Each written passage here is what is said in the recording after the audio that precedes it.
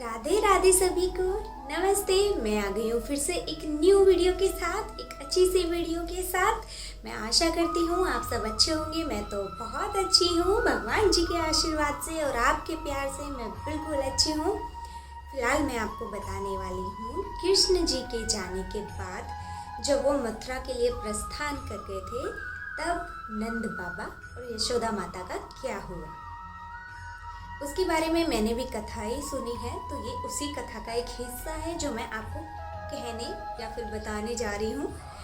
Common language use करूँगी जिस वजह से आपको अच्छे से समझ आ सके। तो जब कृष्ण जी अपने मथुरा के लिए जब प्रस्थान कर गए थे, अपना जो जीवन काल नहीं, बचपन का जो जीवन था वो उन्होंने वहाँ पे बिताया मैया यशोदा और नंद महाराज की शरण में। वो इतना अच्छा था और नंद महाराज और मैया यशोदा उनको इतना प्यार करते थे कि एक सगी माँ भी अपने बच्चों को इतना प्यार ना करे। बहुत ज़्यादा लगाव, बहुत ज़्यादा स्नेह, बहुत ही ज़्यादा प्यार करते थे कान्हा जी को। क्यों ना हो, कान्हा जी का मुख ही इतना प्यारा है, उनकी हरकतें इतनी प्यारी हैं, उनकी लीलाएं उन्होंने देखी हैं। माता यशोदा कहीं ना कहीं जानती ज़रूर थी कि उनका जो पुत्र है वो सामान्य नहीं है, वो अवतारित है। जानती तो थी, लेकिन फिर भी वो अपने स्नेह को, अपने प्यार को बिल्कुल भी रोक नहीं पाई। वो बहुत ज़्यादा प्यार करती थी उनसे। कान्हा जी के प्रस्थान करने के बाद एक दिन कान्हा जी को नंद महाराज और मैया यशोदा की बहुत ज़्यादा याद सताई। उन्होंने अपने मित्र को, उद्धव मित्र भी था, वो शिष्य भी था उनका, उद्धव को कहा तुम जाओ और नंद महाराज और मैया यशोदा को ये कह के आओ कि मैं बिल्कुल ठीक हूँ, अच्छा हूँ, मेरी चिंता ना करें, ऐसा कहा। इतना सुनते ही उद्धव ने अपना जो रथ है वो तैयार कर लिया और पहुँच गया नंद महाराज के घर।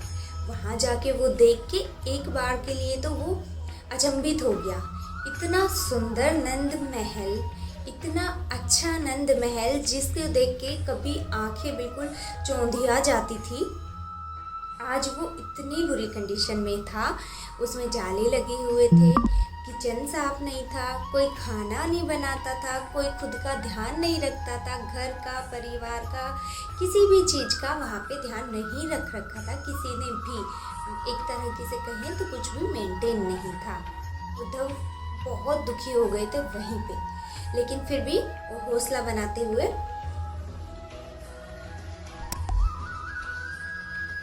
वो घर के अंदर गया। वहाँ पे उसे एक बूढ़ा सा आदमी दिखा जो सामने की तरफ से बहुत तेज कदमों से चलता हुआ उसकी तरफ आ रहा था।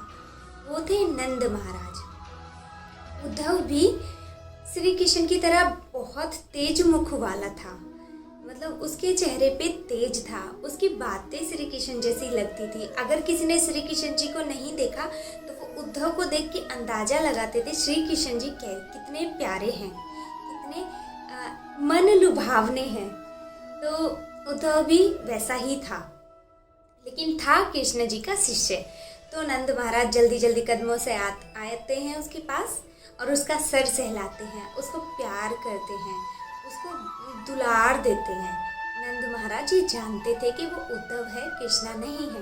नंद महाराज जी ने वो पहचान लिया था, लेकिन फिर भी वो सर सहलाते हैं, प्यार करते हैं और उससे पूछते हैं आने का कारण। तो उद्धव कहता है कि कृष्णा जो है उसने ये कहलवाया है कि वो बिल्कुल ठीक है, अच्छा है, आप भी चिंता ना करें। और ये क्या हालत बना ली है आपने अपनी हालत को मतलब उनका कहने का अर्थ ये था अपनी हालत को इतना बुरा भी ना करें। दूर होना, अलग होना ये पहले से तय था, फिक्स थी ये चीज़ें। वो अवतारित पुरुष है, उसके अपने कुछ कर्तव्य हैं जो उनको पूरे करने हैं, जिसके लिए वो इस धरती पे आए हैं, वो होना ही था। ऐसा कह के उद्धव शांत हो जाते हैं और नंद महाराज बहुत ज़्यादा दुखी होते हैं उसकी ये बातें सुन के। इसलिए नहीं कि उसकी बातें उसको हर्ट करी, इसलिए कि वो घर आया और घर में कुछ खाने के लिए भी नहीं था। तभी पड़ोस की एक औरत आती है और एक कटोरा खीर उनके घर दे जाती है। वो कटोरा नंद महाराज उसी को दे देते हैं, उद्धव को। फिर कटोरा उनके हाथ में दिया और उन्होंने खीर का भोग लगाया। फिर दूर से उद्धव ने देखा, दूर से एक औरत आ रही है जो बेहद ही बूढ़ी है और पतली है, बहुत बहुत ही पतली है और हेल्थ वाइज भी ठीक नहीं लग रही थी। वो यशोदा माता थी। उद्धव पहचान नहीं पाया क्योंकि वो अब बूढ़े हो गए हैं। नंद महाराज और यशोदा माता इंतजार करते करते बूढ़े हो गए हैं। जैसे ही यशोदा माता उसको आती हैं, उसके पास आती हैं, उसको गले लगा लेती हैं और उसे कृष्ण समझ के बहुत ही प्यार देती हैं, बहुत ही दुलार देती हैं। तब नंद महाराज उनको समझाते हैं, ये हमारा कृष्ण नहीं है, ये हमारा कृष्ण नहीं है, ये उद्धव है जो कृष्ण का शिष्य है। तो यशोदा माता उद्धव से भी सेम बात कहती है, हमारा कृष्ण कहाँ है, हमें हमारा कृष्ण चाहिए, हमें उससे मिलना है। उद्धव सेम बात कहता है, तुम्हारा पुत्र कोई साधारण व्यक्ति नहीं था, उसको अपने कर्तव्य पूरे करने हैं, जिस वजह से वो आप लोगों के साथ नहीं रह सकता है, एक सामान्य मनुष्य का जीवन नहीं बिता सकता है। वो एक भगवान है और भगवान मोह माया से मुक्त होते हैं, उनको कोई बांध नहीं सकता, उनको कोई रख नहीं सकता, उनको कोई रोक नहीं सकता। ऐसा उद्धव ने कहा। इतना सुनकर यशोदा माता गुस्से से बोली, तुम्हारे भगवान को कोई बांध नहीं सकता, तुम्हारे ब्रह्म को कोई बांध नहीं सकता, ऐसा किसने कहा? मैंने तो बांधा है। और क्या तुम्हारे भगवान का किसी ने पेट भरा है आज तक तुम्हारे भगवान का पेट भर पाया कोई? उद्धव ने कहा नहीं। तो यशोदा माता ने कहा, मैंने भरा है, मैंने उसको अपना दूध पिलाया है, वो मेरा बेटा है, मेरा पुत्र है वो। इतना कह के यशोदा माता रोने लगी, फूट फूट कर रोने लगी। उनका दिल अंदर तक इतना दुखी था और उद्धव को भी ये देख के बहुत दुख पहुंचा, उसका मन भी बहुत दुखी हो गया। इतना सुन के वो भी महल से बाहर आ गया। जाते जाते नंद महाराज जी ने इतना कहा, कृष्ण से कहिएगा हमें कोई बातें या संतावना नहीं चाहिए, हमें सिर्फ हमारे कृष्ण की एक झलक चाहिए, वही एक झलक ऐसी है जो हमें ठीक कर सकती है, उसके अलावा कोई चीज़ अब काम नहीं आने वाली। इतना सुन के उद्धव अपने रथ में बैठ के और तुरंत गोकुल से निकल गया और वो कृष्ण जी के पास जाता है, बुझे हुए मन से, बेहद ही दुखी मन से जाता है और सारी बात कृष्ण जी से कहता है। तो इतना कह के सवाल करता है, आप चले क्यों नहीं जाते? आपके माता पिता हैं, वो आपसे इतना स्नेह किया है, प्यार किया है, आप एक बार चले क्यों नहीं जाते?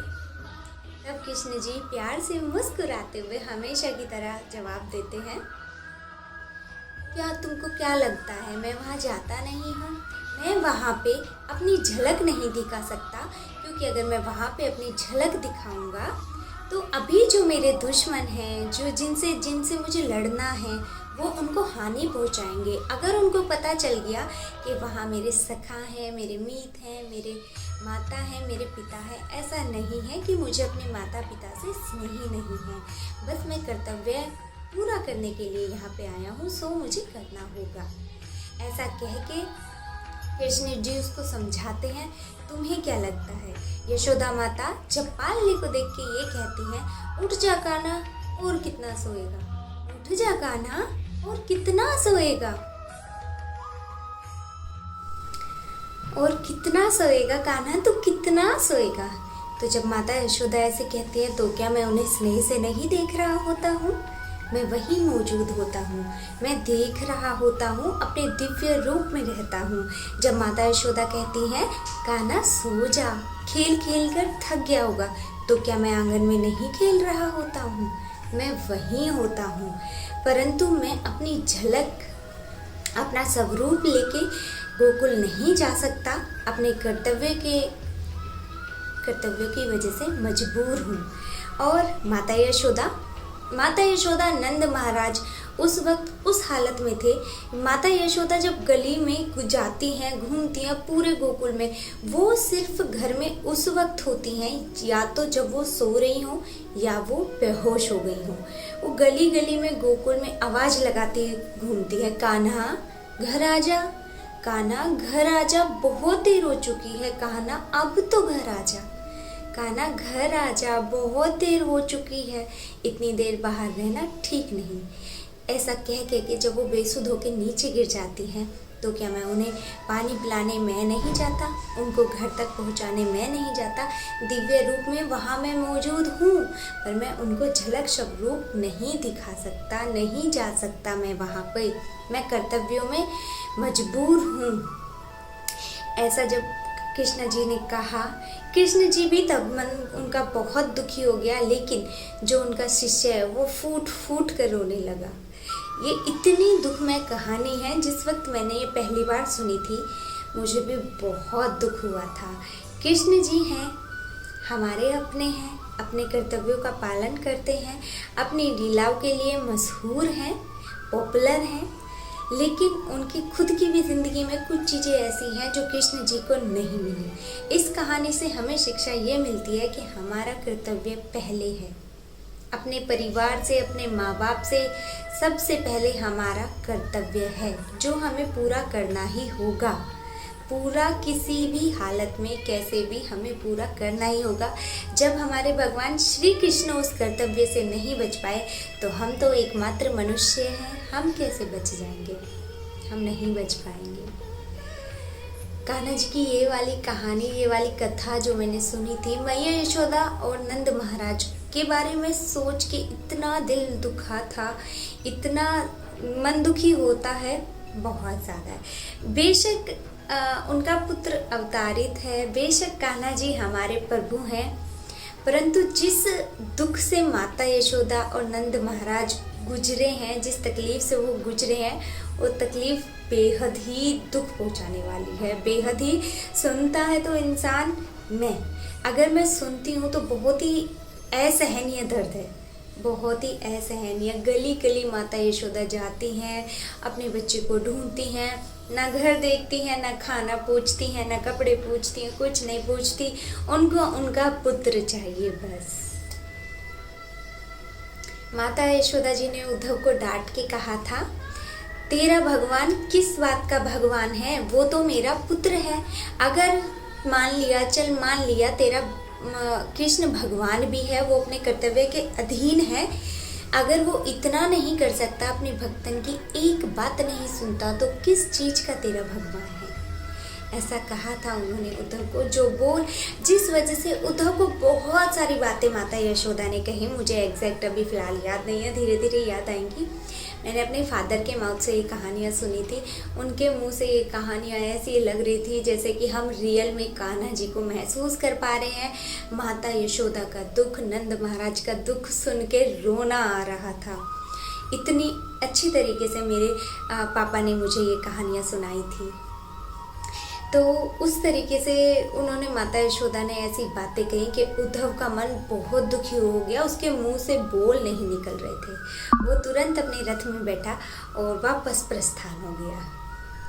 तो अभी के लिए मैं ऐसी स्टोरियाँ लाती रहूँगी और श्रीमद् भगवद गीता के साथ मिलती हूँ मैं जल्द ही, जिसमें होगा हमारे जीवन का सार। मैं आशा करती हूँ आपको ये कहानी अच्छी लगी होगी और प्रेरणादायक भी होगी।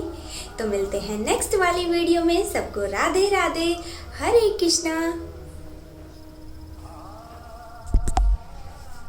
तो चलती हूँ मैं, मिलते हैं नई वीडियो के साथ। मैं आशा करती हूँ आप सब लोग को अच्छा लगा होगा और ऐसे ही हंसते रहिए, मुस्कुराते रहिए। बहुत बहुत धन्यवाद यहाँ तक वीडियो देखने के लिए। Thank you so much. Bye, नमस्ते, राधे राधे।